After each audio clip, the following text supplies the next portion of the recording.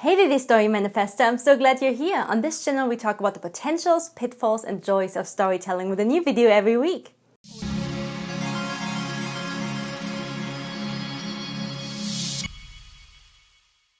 It's that time of year again, the most exciting writerly holidays upon us. Happy NaNoWriMo 2020! The goal is to write 50,000 words in 30 days on a completely new project, although people, including myself, can be nano rebels and do it slightly differently. Like every holiday, this is a great time for the community to come together, but it also has the potential for stress, last-minute hustle, and just chaos. To make this time a little bit easier for you, I'm giving you 5 tips on nailing that first draft. Number 1, your first draft sucks. Does it though? A lot of advice out there reminds you that your first draft will inevitably suck. And that can be helpful, but there's 2 sides of it, so let's look at both of them. On the one hand, it's extremely helpful to take the pressure out of writing. Rendezvous with the empty page can be scary enough without the pressure of having to write that masterpiece. And if you just had a fantastic writing session, coming back to it and feeling the need to do exactly the same thing again can also be really hard. So please let yourself suck. The utter chaos of your first draft doesn't reflect the final outcome, trust me, I know. Think of a college freshman. After their first class, would you expect them to be able to take the senior final exam? That was a good class. Time for your final. You want this, don't you?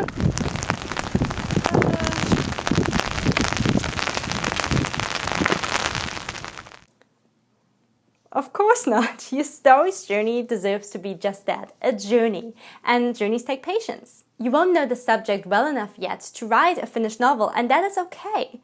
So, the first draft does suck? Here's my problem with saying that your first draft always sucks. Getting really excited and falling in love with your work and your story is so vital for your artistic stamina. Your dream of finishing that novel and becoming a published author may at times feel really far away. That's why the process has to be rewarding as well, because if it isn't, then you'll start dreading your precious writing time, and we don't want that. Because the more we dread writing, the less we do it, and the further away that dream goes, so it's sort of a devil's circle. That's the German expression. Vicious circle. Vicious circle. And if we keep telling ourselves that in this vicious circle that our work sucks, that the first draft sucks, then how can you ever picture it being published? Because you start telling yourself that your writing sucks, and that makes that dream seem even more impossible to reach. Instead, see your first draft as a stepping stone. Recognize what the actual markers of success are, and once you're aiming for those, you're golden. And those markers are not high quality or writing a masterpiece or having something that will definitely get you that agent or definitely get you that publisher or definitely get you that fan base. A first draft is about discovering your story and getting to know your characters. Yay! Hey characters! While writing it, you'll get familiar with the feel and the tonal landscape of your actual story. And even if the plot is fully planned, you won't know what the impact of the story is until you've experienced it. So give yourself that experience. When the draft is done and you'll read it through, you'll find out who the characters are, what the kind of story is that you're actually telling, what works and what doesn't work. To have all those juicy, wonderful epiphanies, it's important to let your first draft be about discovery. So the marker here is, as long as you're putting things down, by things I mean words are preferable, that you can then later recognize as either working or not working, you're golden, you're on the right path.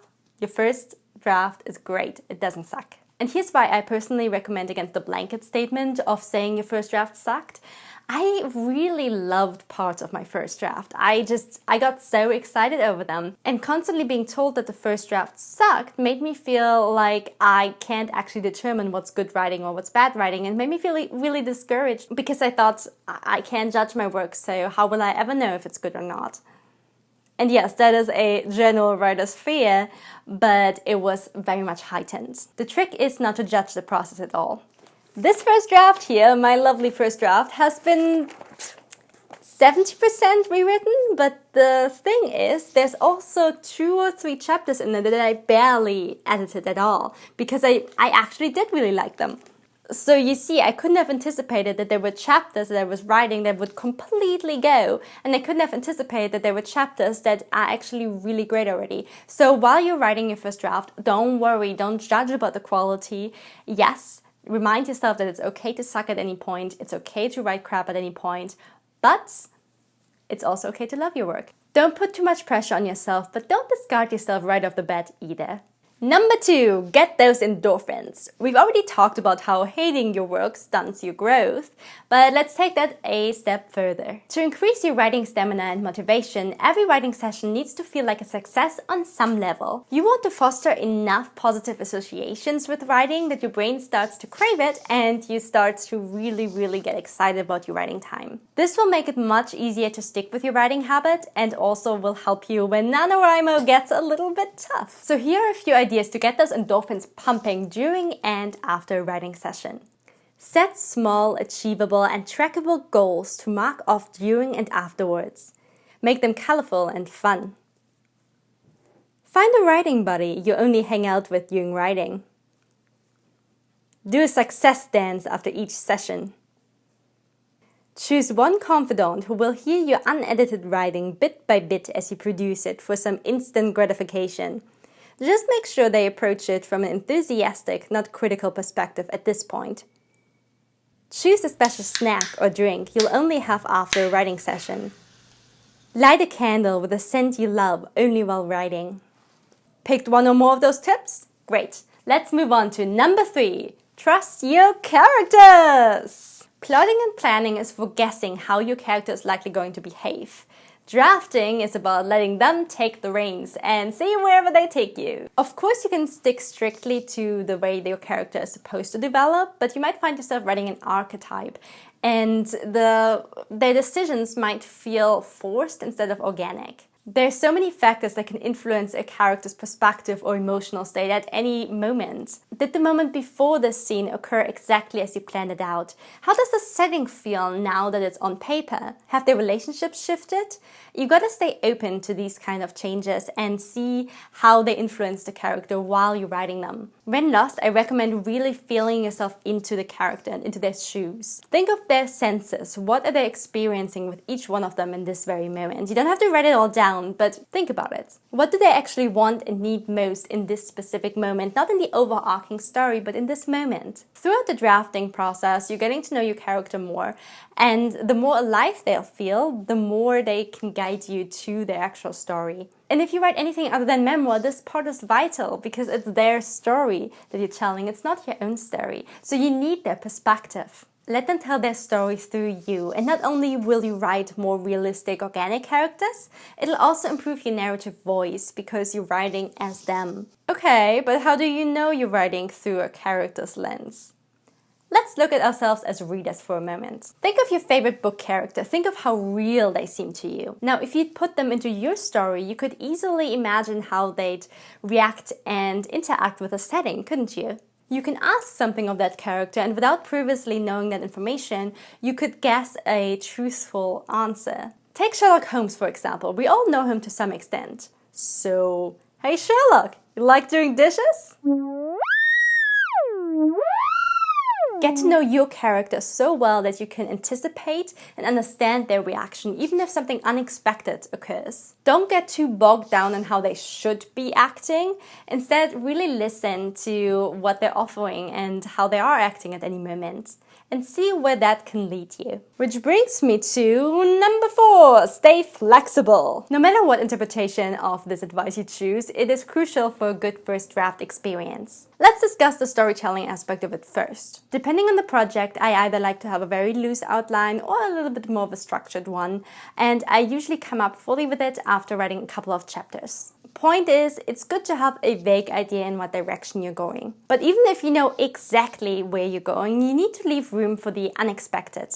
Stories show up differently on the page than they do in your mind, and that's a beautiful thing because the story tells itself to you. In that process, some things might need adjusting. New characters might pop up, the chemistry between two characters might not be what you expected, and dialogue might reveal implications that you had not anticipated. That has definitely happened to me a ton of times. And I'm here to encourage you to embrace all of it. You can dismiss it, of course, but you may risk running your story against the wall. Inspiration is a fluid thing that doesn't start and stop with the outline phase, and I highly suggest you trust it. It might create a story so much more beautiful than what you had the power to hold in your head initially. The first draft is a great time for this because it trains your intuition, and that's a super valuable tool for storytellers. Over time, you'll be better at differentiating between what is actual truthful intuition and what's more of a distraction. And if you accidentally fall into a distraction, don't worry. Remember, the draft is all about discovery, so discovering that something is a distraction is still discovery. Flexibility also comes in handy when you're establishing your writing habits. Life might throw curveballs at you, so it's really important that you establish a strong commitment to your story outside of your routine. Curveballs. I feel like we can picture that this year. This is especially important during NaNoWriMo so that you don't end up shelving your story in December. Now, don't get me wrong, I'm all for writing daily, at least for 20 minutes, because the more often you practice returning to your story, the easier it gets. But as someone with a few chronic conditions, I know that that's not always possible. I had planned to finish my current work in progress in September, but then I was in bed with migraines for like 2 months, so that didn't happen. But I kept working on it, and I'm now finishing the draft during NaNoWriMo. Here's what helped me continue after I fell completely out of my routine. Make a promise to yourself that you will finish the draft. Write it down, leave a little sticky note for yourself, leave something for your future self. Connect to why you want to tell the story in the first place so that you can turn deadline disappointment into excitement that you get to continue. Give yourself a time you'd like to be done by and a deadline with much more wiggle room. So, for example, I want it to be done by fall, but I am certain that this draft will be finished this year. And that really helps to avoid disappointments. Staying flexible means that every time you write is a success. Practice returning to your writing routine and writing habit until consistency becomes the norm and unexpected things that throw you off becomes the rarity, because at that point you're golden. Surprise events might interrupt you, but they can't break you. And number 5, call yourself a writer.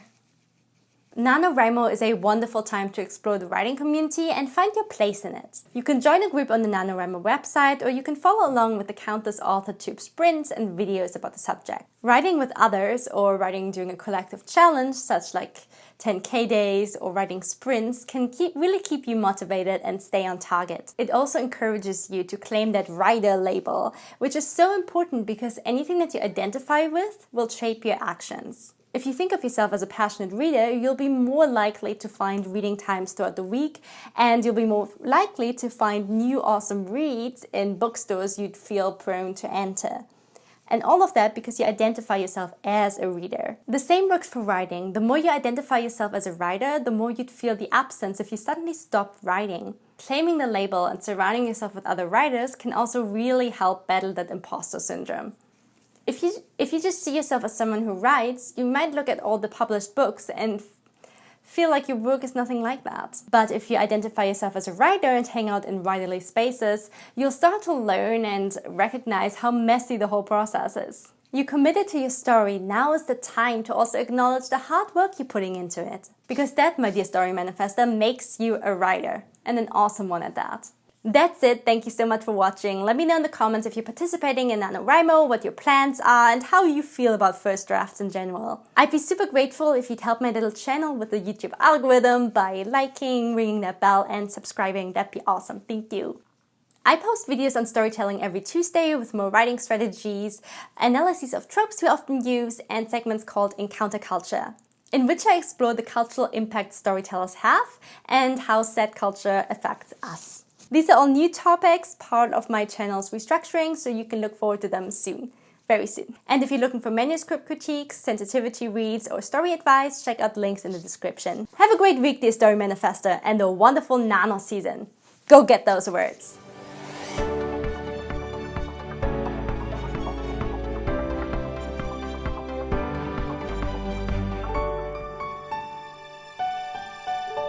But you might find yourself writing an architect?